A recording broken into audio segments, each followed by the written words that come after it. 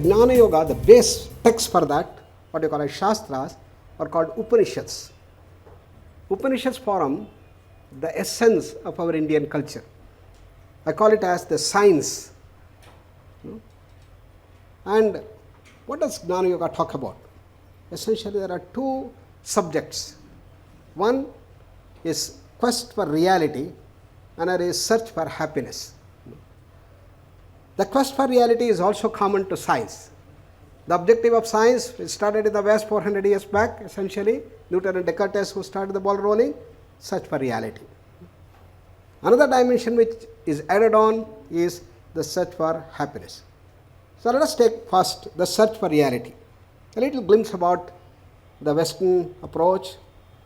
Search of reality started 4 centuries back with Newton and Descartes. And the objective was to find reality. Is there a reality from where the whole universe has come? And they found that this world is too complicated to understand. We cannot understand even how an object falls down. How to think about gods, goddesses, mystic medicines and others, things which are unseen. No, we can't do that. Let us start with simple things. Let us start with things which are gross, material, physical. Let's understand. Then we can go to the higher dimension. This is how science started. And the best of our scientists, best of the intellectuals and cream of our society all started contributing more and more to science. And we are in a fortunate position today after 400 years that we almost understand everything about the physical universe. What I mean? We know that every object is made out of molecules, made of atoms, atoms made of protons, neutrons, electrons. They are made out of what? Packets of energy called quarks. So ultimately everything is nothing but energy. And the famous equation E equals mc square, that all of you know about this, gives us a measure of how much of energy is in given matter. If I take this object for example, convert it into energy, you know how much energy it can give? It can probably blast 50% of Bangalore city. Such is the immense energy packed into so-called gross matter. Then we also understood the laws that govern them. What we studied in high school days, Newton's laws of motion, that's for normal speeds, macroscopic systems. This is called classical mechanics. This is also called deterministic approach. But when you go to high speeds, these are the 3 laws which are familiar, law 1, 2, 3. And this deterministic approach says that everything is determined. If I leave this object, you can precisely tell after 5 seconds where this object will be. But when you go to extremely high speeds, like velocity of light, like an electron swirling around the nucleus, then the Newtonian mechanics fail. You cannot predict. Then we develop the new dimension, the relativistic mechanics and quantum mechanics. And this for extremely small dimensions. Therefore, in a sense, we have understood everything about the physical universe. We know what is the structure, what is the physical universe made of, and what is beyond it. What are the laws that govern them. Therefore, our knowledge base in the physical world is fantastic. Therefore, any challenge we have been a big success. Putting man on the moon, building skyscrapers, underwater tunnels, solving the problem of pollution, very sophisticated surgeries, and infectious and contagious diseases, pollution, everything we solved. Why? Because we knew the entire knowledge about the physical world. Now what is happening to science? The famous Professor Fritz of Capra, many of you as elders may know that beautiful book called Turning Point. At that time, 72, 73, it sold like millions all over the world. Everywhere the talk of the town was Fritz of Capra, Fritz of Capra. What did he say? He just traced the entire history of modern science from the age of Newton and Descartes. And he showed how this transformation in the society brought great repercussions in all aspects of our life. How it changed our entire attitude, vision, and the usefulness. Then he said, okay, please remember what Newton said. 400 years back. After completing the physical universe and its understanding, we go further, he had told. So it is time that we progress from physical world to things which are beyond, things which are unseen. Is there something like mind, apart from functioning of the brain cells? Is there something like prana, apart from the DNA, RNA molecules and their functioning? What is it that we call as emotions, intellect, mind? Are they different? Is there something like consciousness? Are there gods and goddesses? Are there devils and pishachas? It's into these regions of subtlety the science is moving further. Therefore, he said, we are in a turning point to go beyond the physical, he said. And in this understanding of the subtle world in which we live today, we are in a very embryonic stage, very, very preliminary stage. And therefore, any challenge related to this, we have not been a success. And it's here that Upanishads give us new direction. Krishna Prabhupada wrote that wonderful book, The Tao of Physics. Then came the turning point. Once I was giving a series of talks in Cambridge University on Upanishads, particularly Taittiriya Upanishad, and Professor Josephson just came on the 5th day. You know, Professor Josephson is the probably youngest Nobel laureate of the world. At the age of 29, he got his Nobel Prize. He called me to his house. Then when I went, I saw all books on physics, mathematics, science, which was obvious. This side I see Sanskrit, Shaddarshanas, Upanishads, Yoga, all lines packed up in this side. I asked, why are you keeping all these books here? Is it your hobby? Some people keep nice books, nice looking books which they never open. I said, no. These are the books which I have studied, which I keep studying, which gave me the direction to quantum physics. Wherever he went, he had been telling that beyond quantum physics. So the question is, how do Upanishads give a direction to these great scientists of modern era? What is so special about the Upanishads? What is so special about the Jnana Yoga? I would like to give you a nice story. Story illustrating the whole essence of the Upanishads. Story of 4 wives. There was a rich merchant who had 4 wives. And the 4th wife is the one whom he loved the most.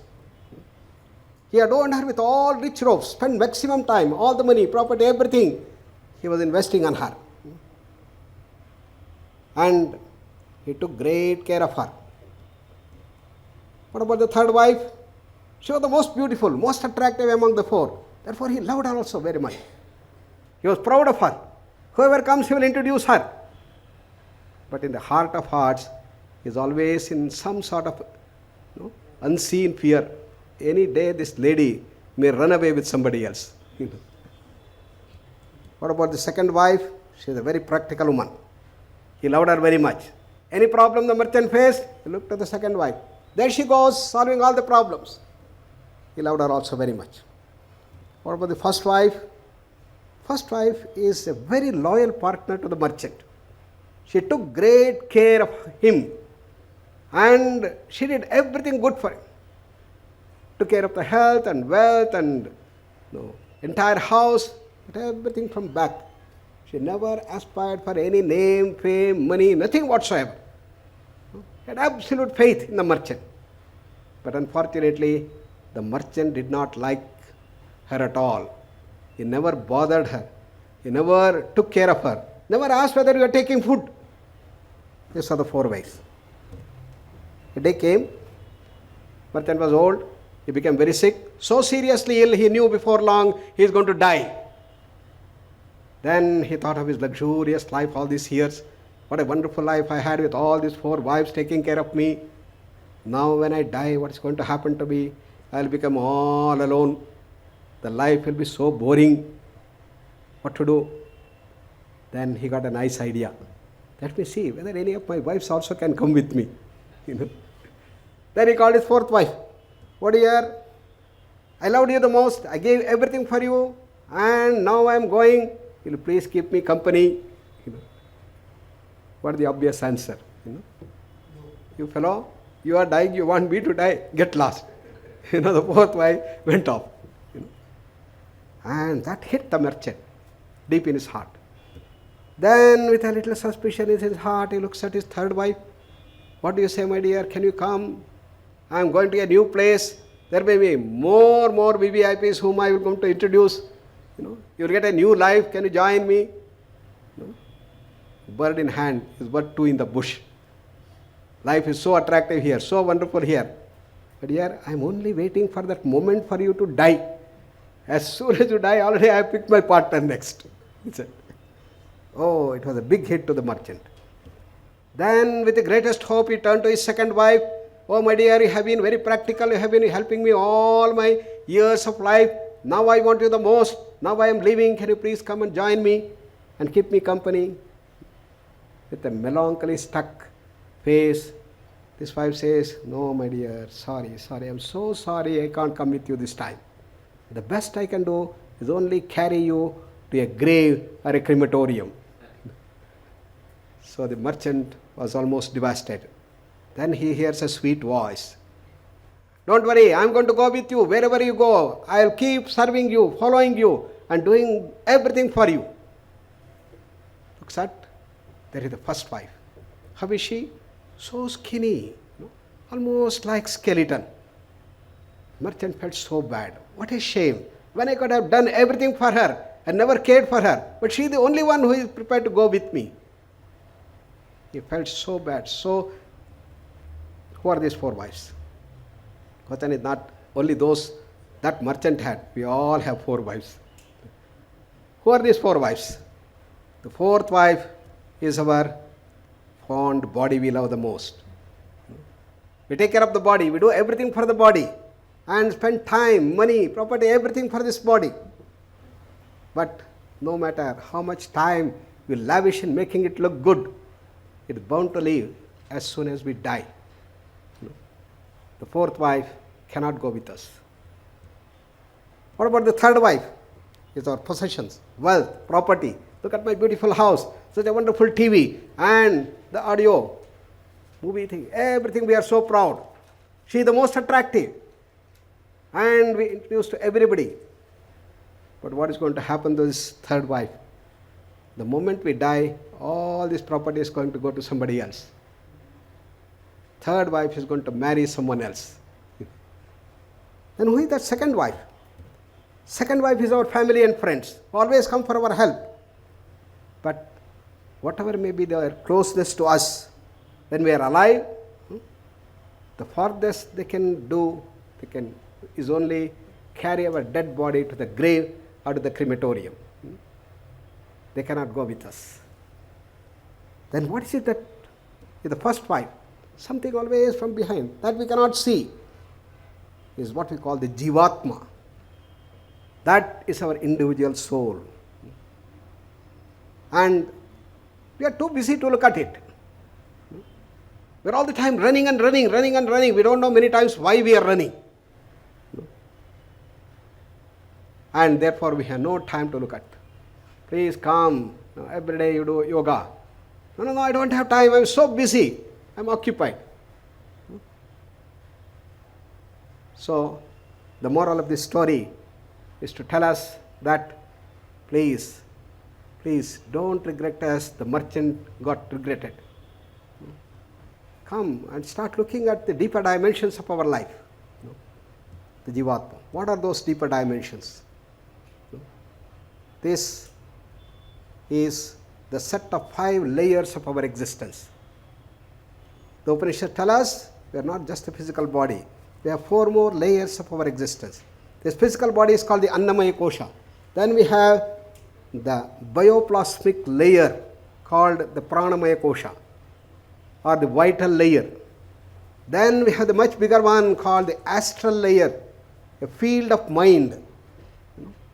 And then we have the Vijnanamaya Kosha. And Vijnanamaya Kosha is the wisdom layer. Call it wisdom body if you want. And the biggest is the Anandamaya Kosha, the layer bliss, the field of bliss everywhere. The bliss layer. Just as we have the electromagnetic wave field, we have the bliss wave. So according to Upanishads, according to the Jnana Yoga, it tells us that we all have 2 dimensions. One dimension is the unchanging dimension, entity called the self. This is unchanging.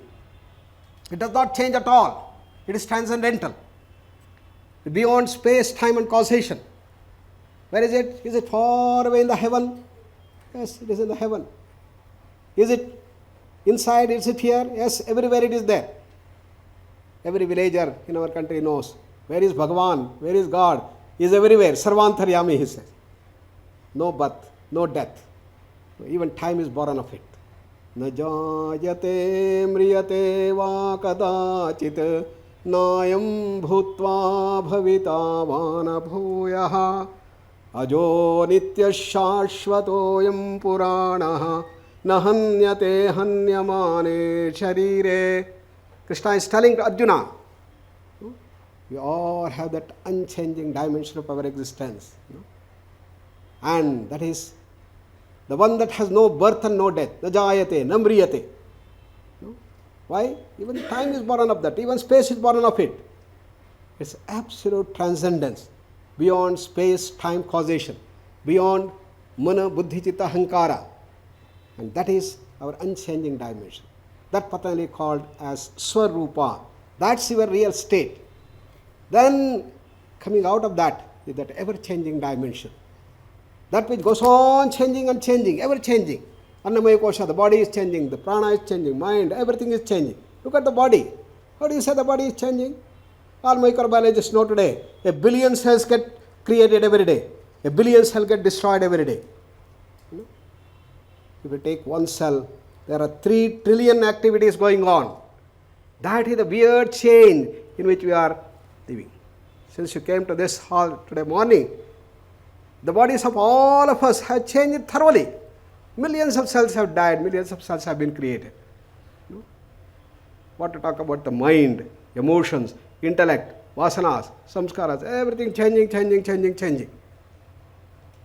So there is the weird change of the panchakoshas, the 5 layers of our existence, which goes on changing, and behind that, occupying that, transcending that, is the all-pervasive, unchanging reality.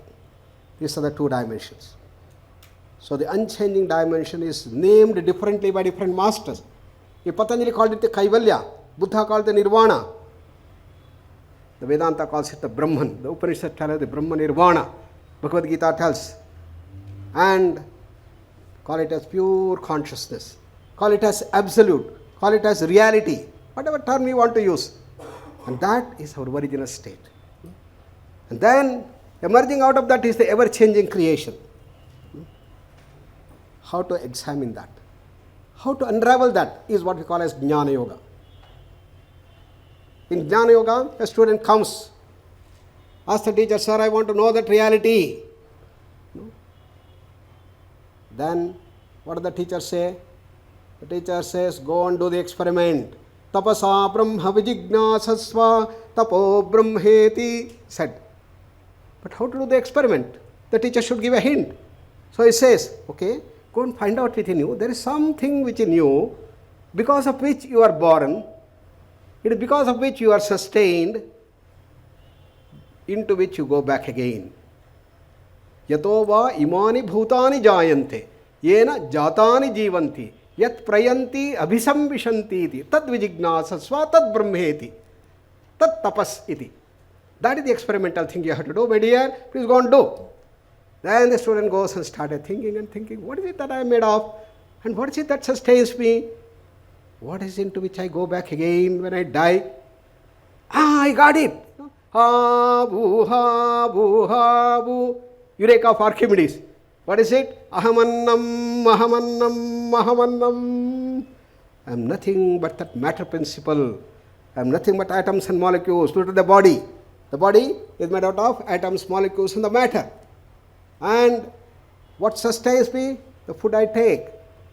What is that food? Again, atoms, molecules. If I don't take the food, what happens? I'm going to die. When I die, what happens? Go back to the ashes. What is ashes? Again, atoms and molecules. Therefore, sir, I have found the answer. He ran to his teacher with all, wonderful happiness, like Archimedes ran in the street with a naked body. And what did the teacher say? Hey, wonderful, wonderful, you have done wonderful thing. He patted him on the back. But my dear, you have to go further. Go find out what is next. Hey, there's something beyond that. What is it? What is it? He comes back and start thinking about it. Then I got it. What? I may be having the body. But what is the difference between a dead body and a living body? There is something more here in the living body. Prana brahmeti vijanat.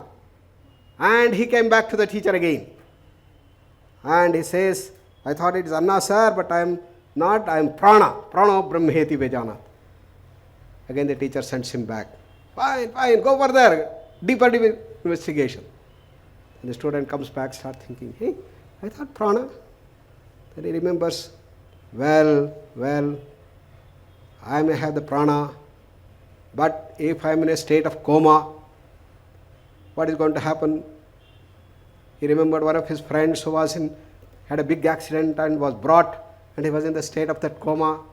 Body was there, breathing was going on, prana was there, there was something missing. What is that missing? Mind. Manu brahmeti vijanat.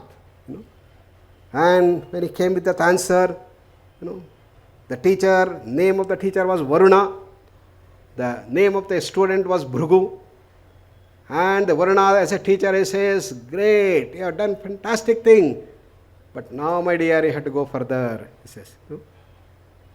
Then again he start thinking, start going, meditating, contemplating, thinking, what is it next to the mind? Is there something like mind? And he thinks of a neurotic. Here Nimans is there. One patient, a brilliant man, who got into problem and lost his mind. And he's all, neurotic he has become. What he talks, he himself doesn't understand. Therefore, I may have the mind, but if I don't have the control over the mind, the controller of the mind, what is called as intellect, called as Jnana. In Sanskrit, I am not a being. Therefore, Vijnanam brahmeti vejanat. Brilliant boy, becoming a neurotic. Uncontrolled mind, uncontrolled speed of the mind, going fast. No control. He lost the control. You are out of the world. You are in your own fantasies, as kiss. Therefore, intellect is supreme. Then he thought, probably my teacher is going to approve now. Because now I come to the intellect. I come to that Vijnana. But the teacher says, go further. One more step left. Teacher instantly was his father also. Then he start coming and thinking, what is it? I thought intellect is the ultimate. Buddhi, discrimination power, analysis is the highest in man. What can there be anything higher than that? Then he remembered, I may have intellect, but I may have a lot of conflicts. Conflict between husband and wife, conflict between parents and children, conflict between one director and another director. What a terrible conflict I had in my life.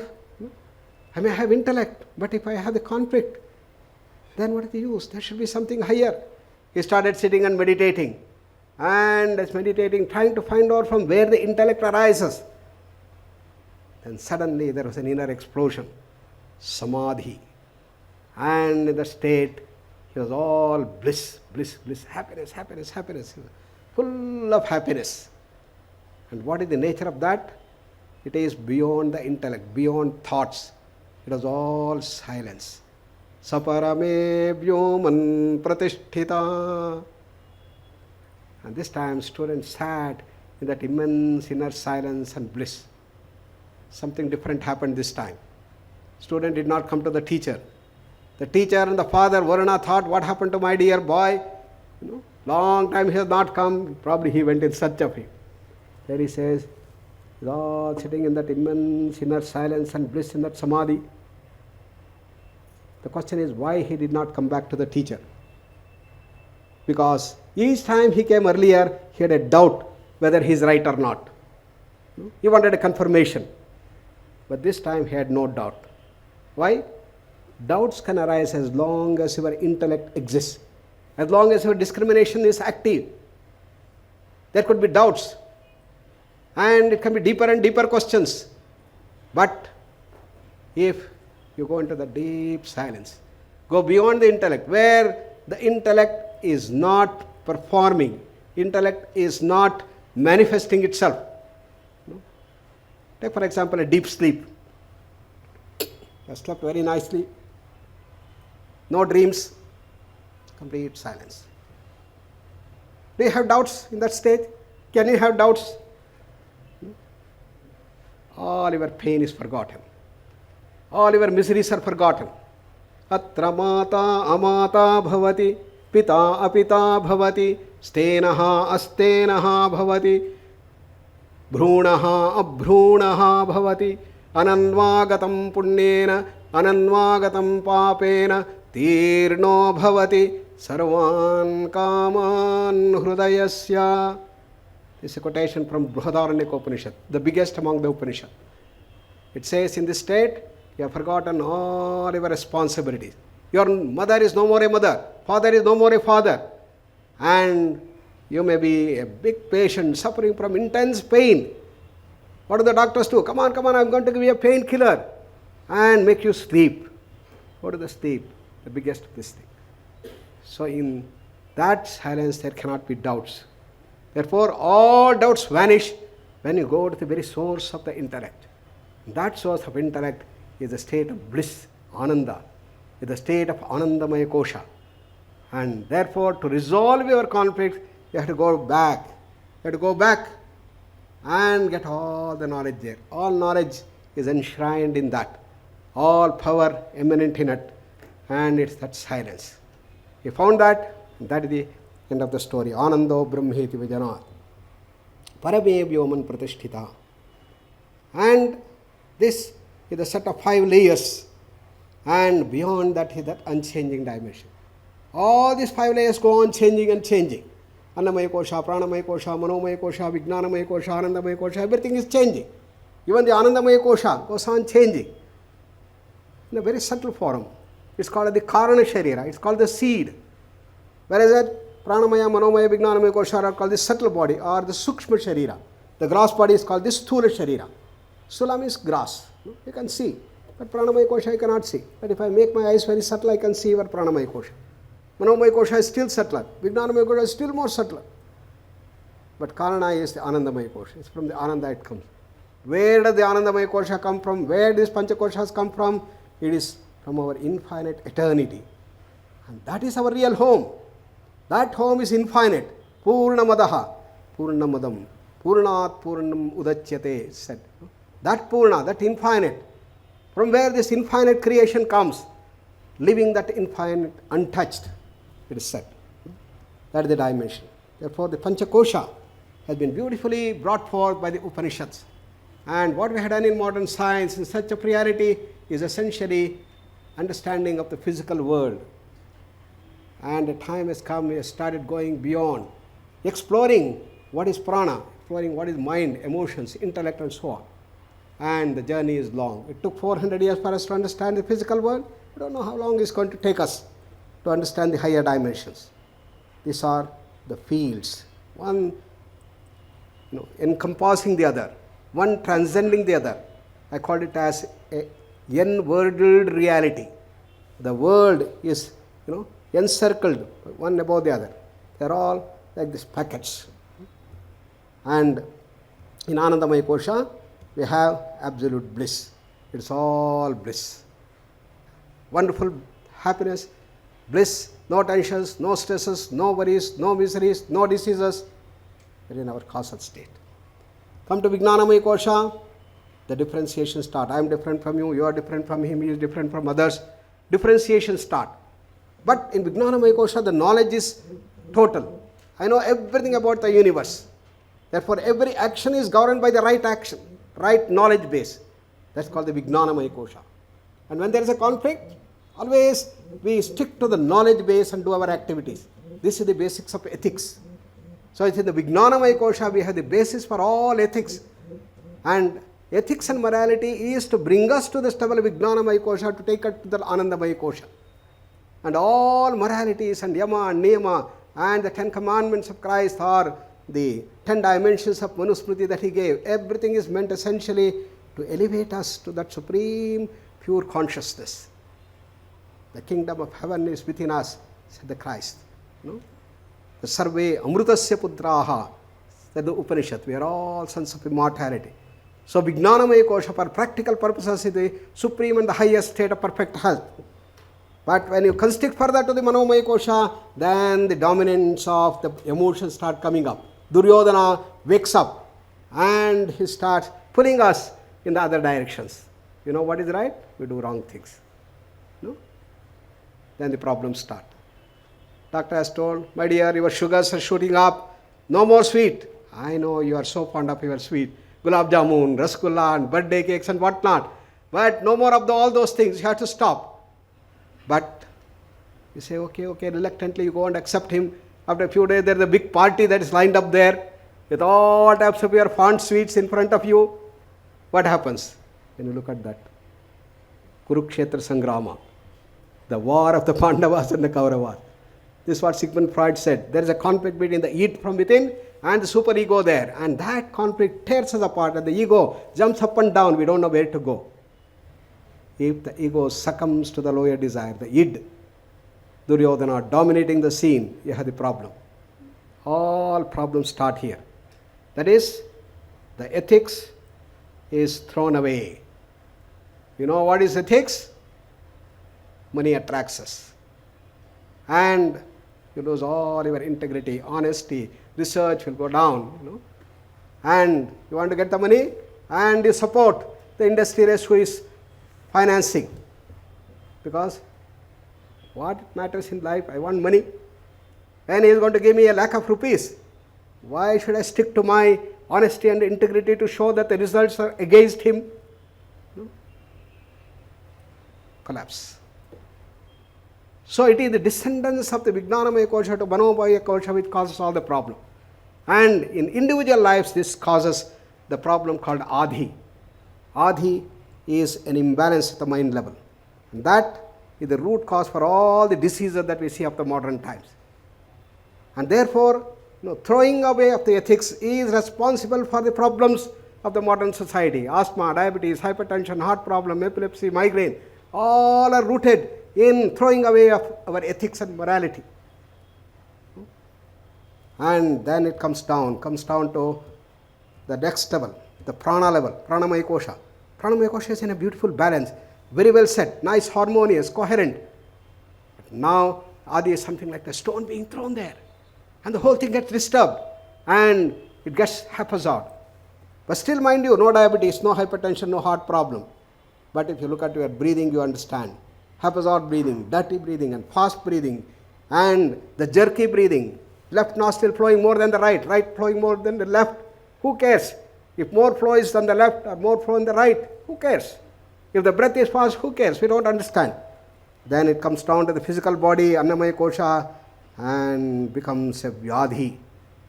Diabetes, hypertension, heart problem, epilepsy and all that. They are therefore called adhija vyadhi. Settles down in the Annamaya Kosha. And what do we do as a remedy in modern science? We try to deal with the body. The best of the pharmacological intervention works at the muscular level or at the nervous system level or the cellular level. The steroids. Best is the neurotransmitter, beta blockers. If nothing works, we have the surgery.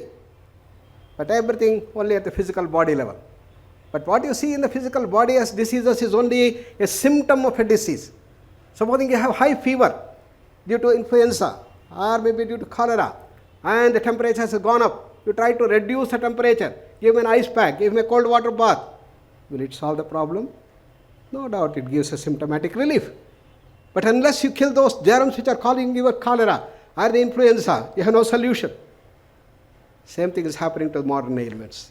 Root causes here in the Manomaya Kosha, Adhi, flooring of the ethics, flooring of the morality, and succumbing to the Duryodhana, succumbing to the id. What is to be done, therefore? You have to strengthen. No? So, yoga offers the total rehabilitation by integrated approach of yoga therapy. Yoga concretizing that wisdom of Upanishads to our day-to-day life by systematic practices is what we saw. Yoga is not a rope trick, it is a science by which we raise.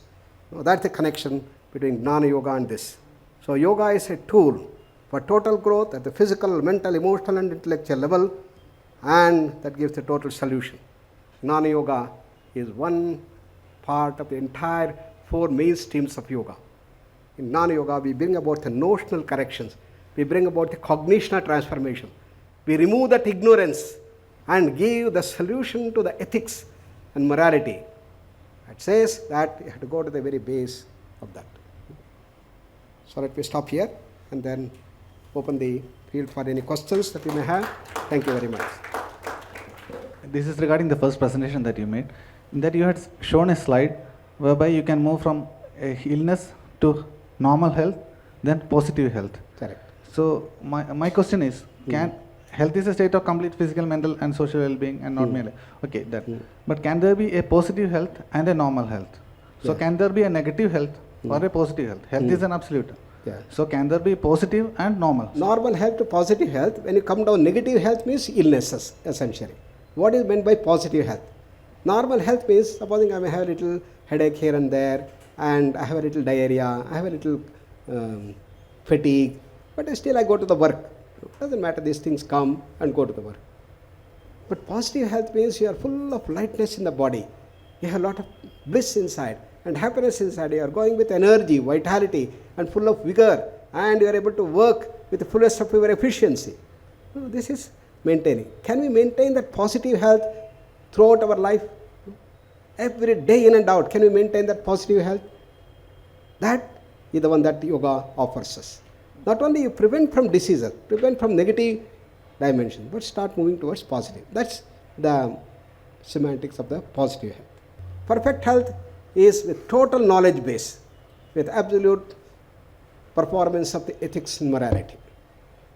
See, we live in a world of stress. Like if I go home and I don't give what my son wants, Correct. definitely we are not going to be happy. And I don't have that much money, but in spite of it, I stretch myself. Well, if I am going to enjoy the misery, then do you call it as a yoga?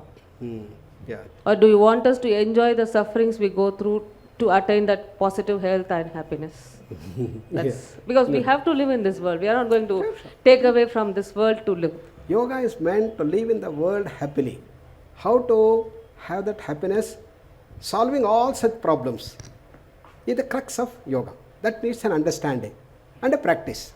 Understanding is essential, and then we have to practice that. I know everything about yoga, asanas. I know hundreds of asanas. I know all the benefits, all the limitations, but I never practice yoga, asanas. Then it will not give the benefits. The understanding will give you certain level of happiness. Often it is said that a tons of theory is equivalent to 1 ounce of practice. Similarly, practices without understanding could be blind. So both the dimensions have to come. Therefore, in all our courses we have both theory as well as practice. You understand, you do the practice and experience. Then come back, understand deeper, go back. We would certainly want to be ethical in all our principles and living and all that. But it so happens that there are so many other factors which can influence. So what is your comment on that? How do we go about it? See, there are 2 ways. One is, Patanjali says, if we can help the system to be changed. You have the capacity, you organize groups of people to see that this corruption is removed from the society. Then we should do all things possible to see that such a corruption will go away and ethics are maintained and higher things are coming up.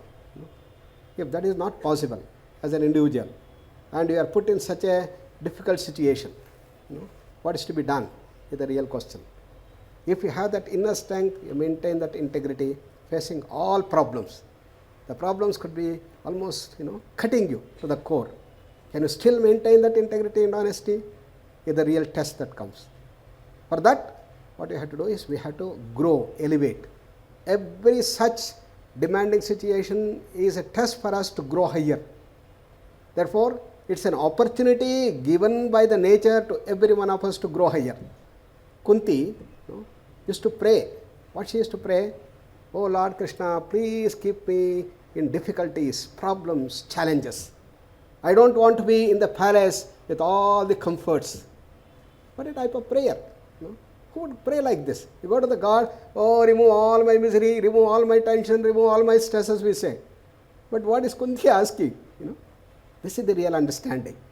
you understand that in demanding situations, in challenges, in problems, there is a great opportunity for us. If you understand this higher dimension of the law, that the Jnana Yoga, then you will welcome problems, you welcome challenges, you welcome the difficulties. That is a great leader. A great leader never runs away from the challenges, problems, and devastating things. And he uses every opportunity to convert every difficulty into an opportunity to rise higher, to build up his team, to build up the society, and see that integrity is brought.